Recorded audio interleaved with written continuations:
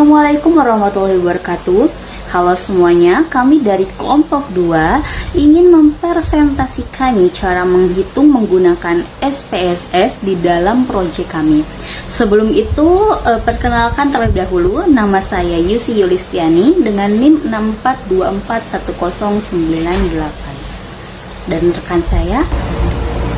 Halo, perkenalkan nama aku Rahmale Safari dari NIM 64240211.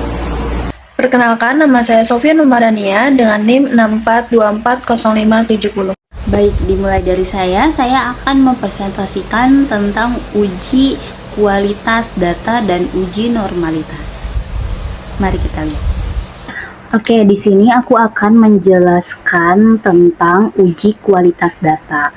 Nah, uji kualitas data itu ada uji validitas dan ada uji reliabilitas.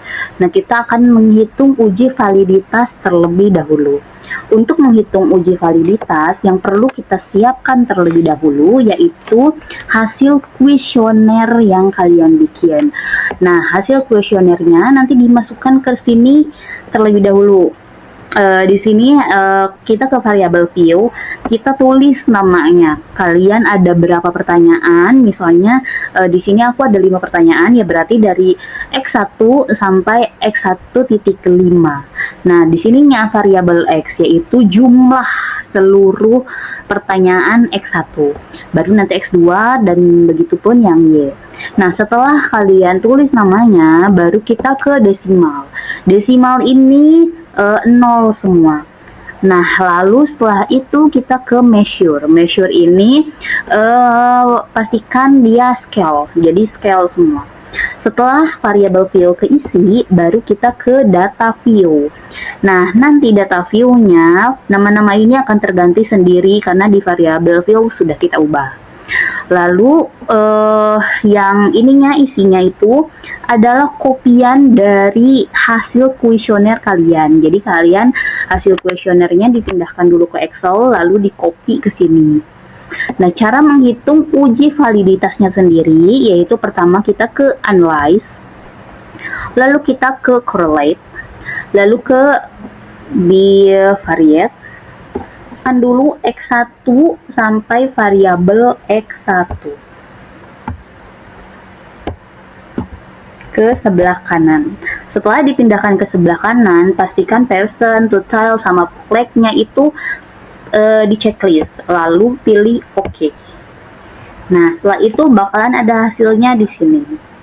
Lalu kita kembali dan kita lakukan lagi untuk X2. Kita ke correlate, bivariate. Nah, X1 yang di sini dipindahkan terlebih dahulu ke sebelah kiri. Nah, lalu kita blok yang X2-nya.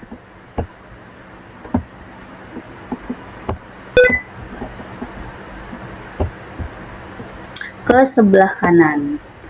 Nah, lalu klik OK. Nah, di sini ada hasil untuk si X2-nya. Lalu kita kembali. Lalu ke analyze, correlate, bivariate. X2 ini kita pindahkan lagi. Nah, kita akan menghitung yang Y-nya, jadi yang Y-nya yang kita pindahkan. Ya, lalu klik OK. Nah, di sini ada juga hasil untuk si Y-nya sendiri. Nah, kalian juga bisa lihat di sini si validitasnya itu valid atau tidak. Nah, di sini di atas 800, 886, 900. Jadi itu dinyatakan valid. Nah, itu untuk uji validitas. Menghitung uji reliabilitas. Yang pertama, datanya masih sama. Yang pertama itu kita ke analyze, terus kita ke scale, kita pilih reliability analysis. Oke. Nah, kita pindahkan semuanya sama kayak si uji validitas X1 sampai variabel X1. Pindahkan ke sebelah kanan. Ininya alpha, lalu klik OK. Nah, di sini bakalan ada hasilnya. Ini 817. Oke, kita kembali lagi. Lalu kita ke analyze lagi, ke scale, ke reliability analysis. Nah, yang X1 ini dipindahkan ke sebelah kiri.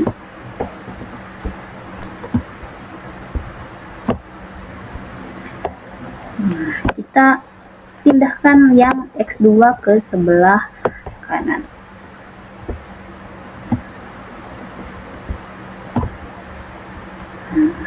Lalu klik OK.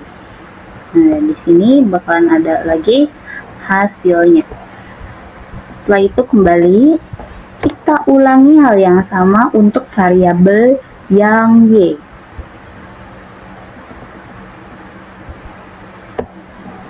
Pindahkan dulu yang X2-nya.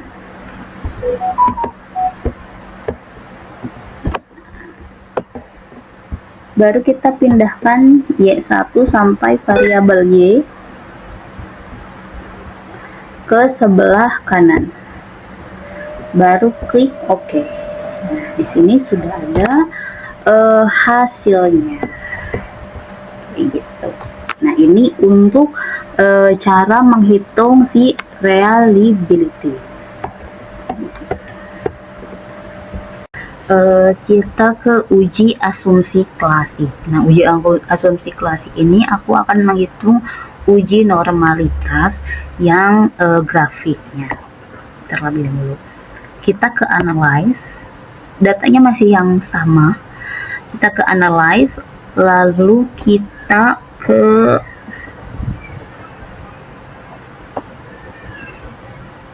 regression, lalu kita ke linear.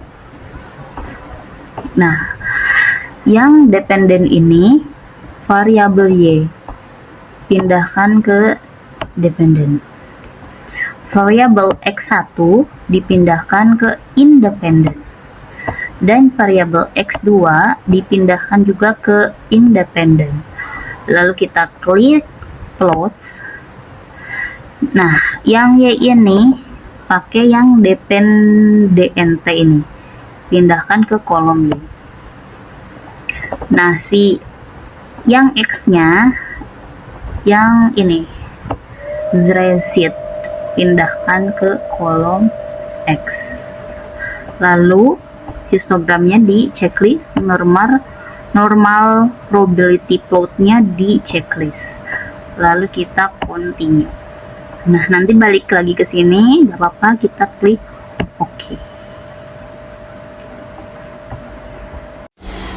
Setelah itu klik kembali. Nah, kita pakai cara yang Komogro, ke analyze, lalu kita ke regression, terus kita ke linear. Nah, ininya masih sama, nggak usah diubah. Lalu kita pencet save.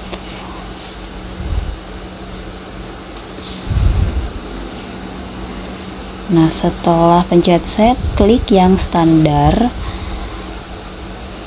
lalu continue. Setelah itu klik OK.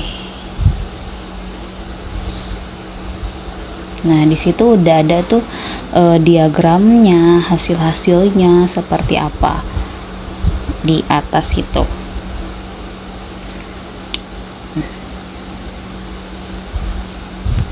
Ada histogram.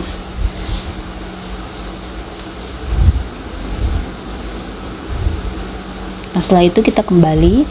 Nanti di ujung tabel dekat variabel Y itu ada ZRE. Itu nggak apa-apa, kita hitung lagi. Kita ke analyze, lalu ke non parametric test, terus ke legacy. Nah, lalu nanti kita klik sampel KS. Pilih yang paling bawah tadi, yang bawah variabel Y. Pindahkan ke sebelah kanan. lalu klik OK. Pastikan normalnya di checklist. Nah, sudah, hasilnya sudah langsung kelihatan, kolomnya juga sudah ada. Baik, segitu untuk uji normalitasnya. Di sini selanjutnya uji multikonaritas. Yang pertama yaitu gunakan data pada uji asumsi klasik sebelumnya. Di sini ada data variabelnya sudah saya masukin dan variabel view-nya sudah saya masukin. Untuk mencari uji multikonaritas, kita harus ke analisis, kemudian kita cari regressional, lalu kita klik linear.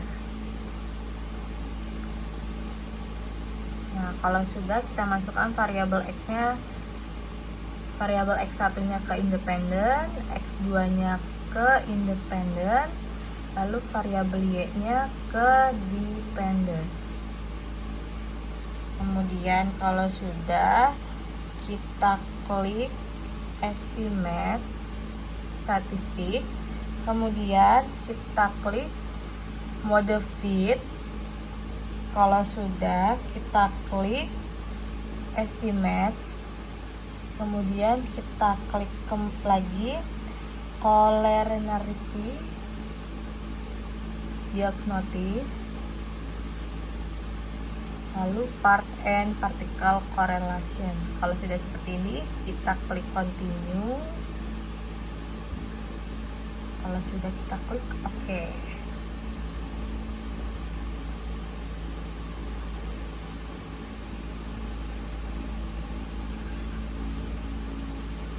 Nah, di sini sudah ada model summary, ANOVA, lalu variabel entry-nya, terus config-nya. Ini sudah masuk data-data uji multikonaritas.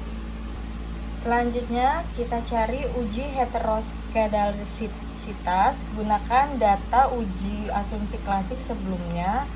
Ini ada data view dan variabel view-nya sudah saya masukin. Untuk mencari uji heteroskedalisitas, kita harus ke analis.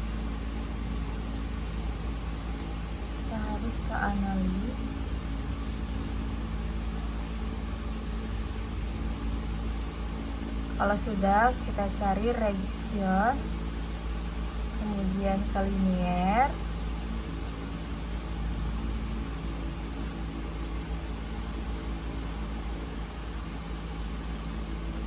Nah, kalau sudah tabelnya seperti ini, kita kosongkan kembali.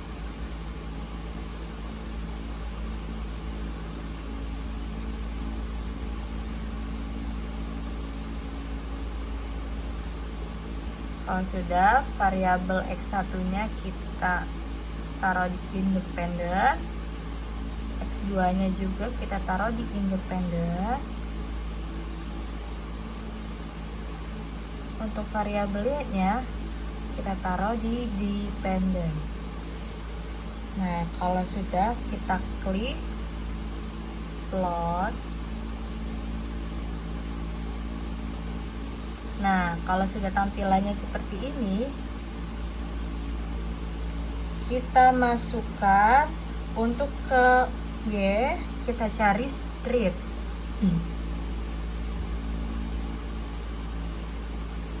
Kita cari street. Kita masukkan ke Y. Kemudian yang X kita masukkan spread. Ini kita masukkan ke X. Kalau sudah seperti ini, kita klik continue. Kalau sudah continue, kita klik OK. Nah, di sini sudah ada data-datanya semua.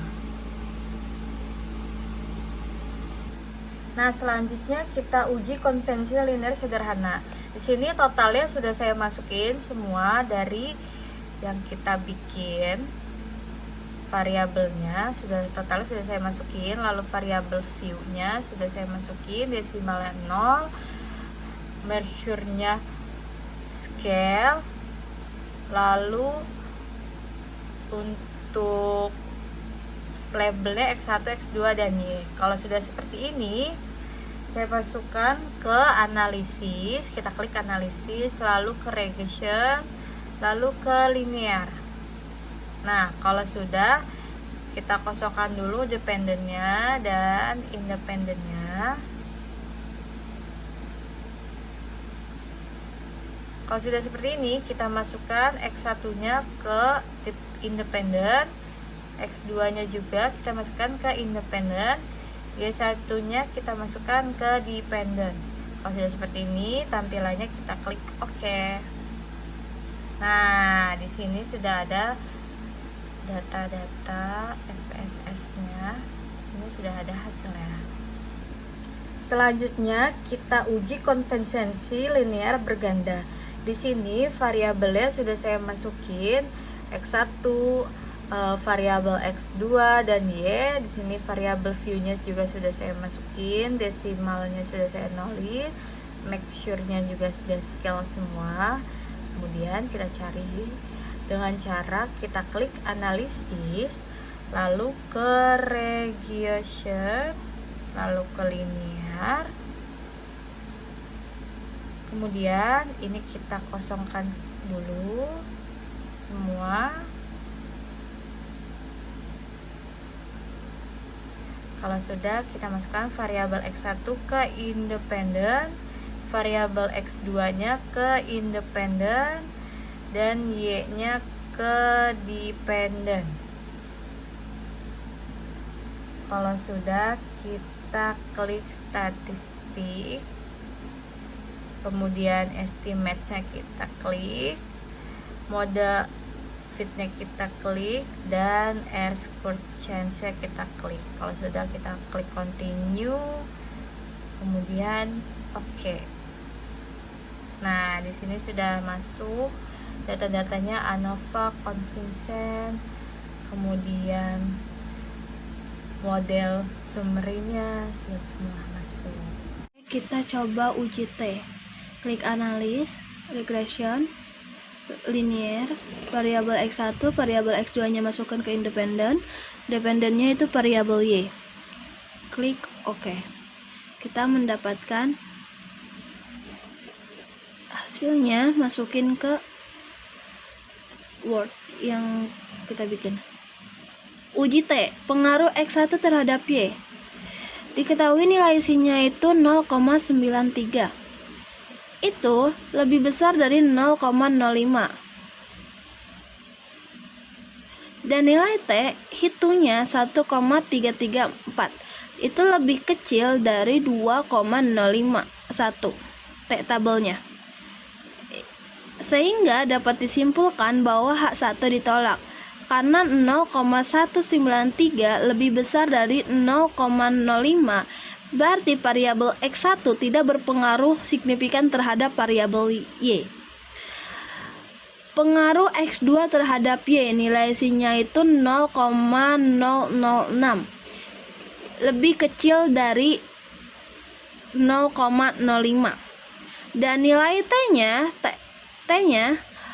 hitungnya 2,959. Lebih besar dari 2,051 T tabel. Sehingga dapat disimpulkan bahwa H2 diterima karena berarti variabel X2 berpengaruh signifikan terhadap variabel Y. Oke, next kita uji F. Klik analyze, regression, linear. Kita masukkan X1-nya independen, X2 ke independen, variabel Y-nya ke dependen. Klik OK.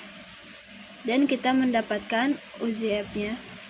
Kalau tadi uji T itu dari koefisien, sedangkan uji F ini dari output ANOVA. F-nya itu mendapatkan 37,004. Kita masukin ke pengaruh X1 dan X2 terhadap Y.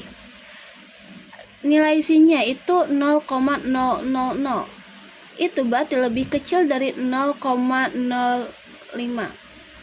Karena nilai sin itu lebih kecil dari 0,05, berarti variabel X-nya itu berpengaruh terhadap variabel Y. nilai F hitungnya itu 37,004, lebih besar dari F tabel yaitu 3,35. Berarti variabel X1 dan X2 secara simultan berpengaruh ke sin terhadap variabel Y. Next, kita uji koefisien determinasi. Itu bertujuan untuk mengukur seberapa jauh model dalam menerangkan variasi variabel dependen.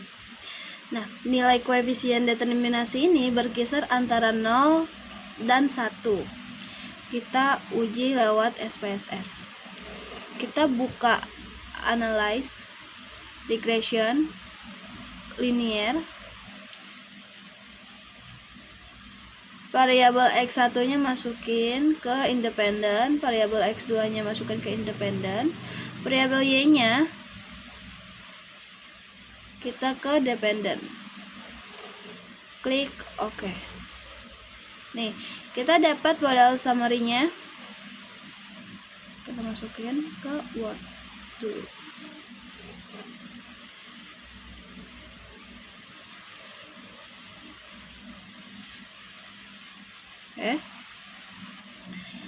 Diketahui nilai R-square-nya itu 0,733 atau 73,3%. Berarti menunjukkan terdapat berpengaruh ke yang simultan antara variabel X1 dan X2 terhadap variabel Y sebesar 73,3%. Dan sisanya 26,7% dipengaruhi oleh variabel lain.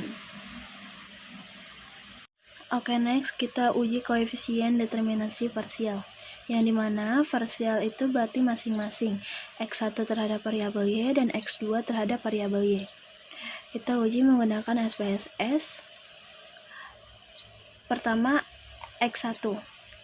Kita klik analysis, klik regression, cari linear, dan masukkan X1-nya ke independen dan Y-nya ke dependen.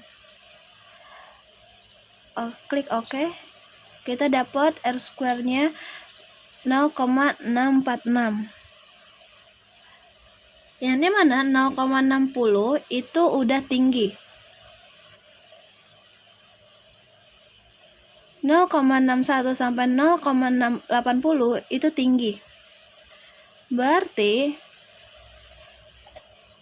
nilai R-square sebesar 0,646 atau 64,6% bahwa variabel X1 mempunyai pengaruh yang kuat terhadap variabel Y.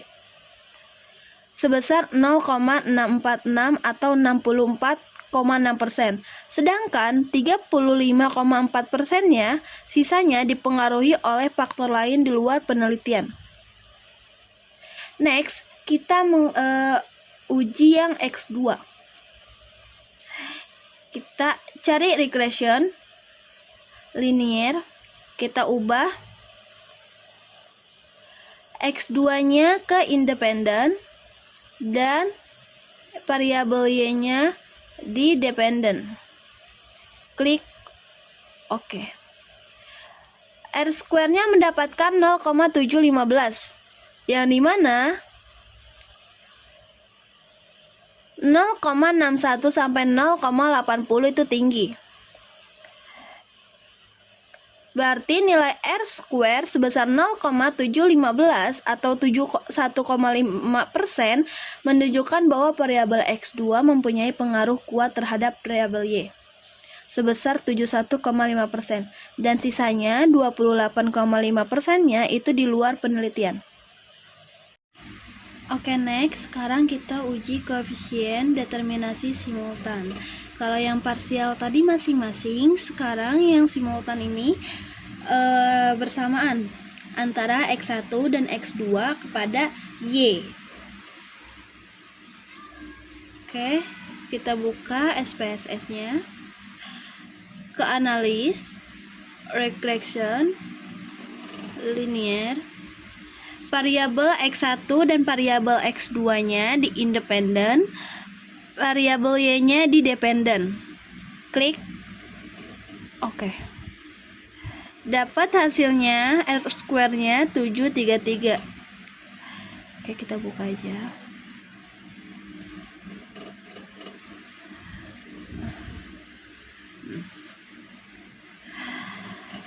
Diketahui nilai R square-nya itu 0,733 atau 73,3%. Berarti 73,3% itu korelasinya sangat kuat karena 0,51 sampai 0,99 itu korelasinya sangat kuat. Hal ini menunjukkan bahwa variabel X1 dan X2 secara bersama-sama mempengaruhi variabel Y sebesar 73,3%, sedangkan 26,7% sisanya dipengaruhi oleh variabel lain di luar penelitian. Baik, saya rasa cukup sekian untuk presentasi kelompok 2. Mohon maaf bila ada salah-salah kata. Terima kasih sudah mau mendengarkan. Wassalamualaikum warahmatullahi wabarakatuh.